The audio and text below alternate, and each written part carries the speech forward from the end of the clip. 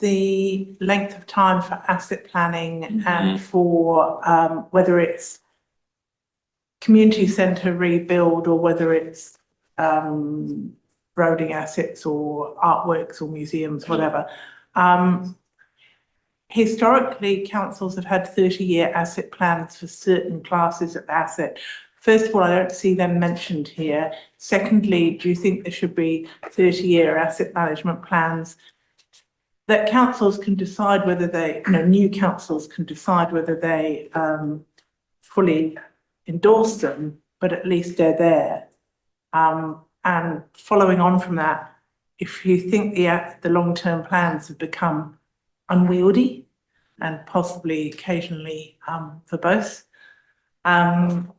how do we work together to get the information that the Auditor General needs, that we need in Select Committee, and that will help councils? What do you think a process would be to look for how the planning is done? So in answer to the first question, so the LTPs are currently based on financial strategies and infrastructure strategies.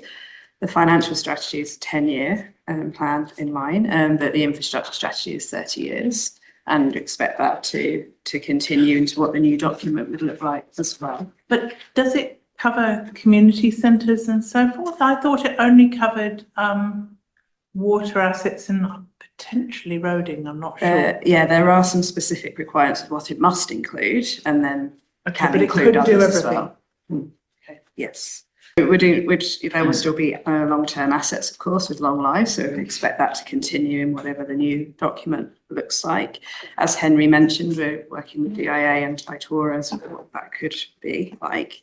But actually, there's a consultation process as part of the LTP, so the council should be asking their communities, what do you want to see, in these plans, what's useful to you, as part of that planning process. And the better the strategic long-term planning, actually, the better the short-term decisions are made that fit into that. So looking for that kind of emphasis. Yeah. You think the councils historically have underinvested? Where was the audit advice that they were underinvesting? Because that's your collectively or the audit job. I don't remember, and I don't know whether my colleague remembers, ever being told that we weren't really spending enough on our underwater pipes and so on. Now, maybe there is somewhere that can be pointed out, but I don't recollect it. And I just think it's quite frustrating to be always told, particularly by certain candidates, that, we should have been focused on this more, when there wasn't an audit report that said that. Yeah, it is an issue we've raised in these reports for some years. But I think what you're saying is that they weren't raised to you at WhangāreiTim at the council. That's right. Yeah. You should have been screaming it, whispering it. Yeah, well, we will take that back and go and reflect on that. But certainly in what I sort of think our global reports, these reports we provide to Parliament, we have raised that issue for several years now, because it is a sector-wide challenge.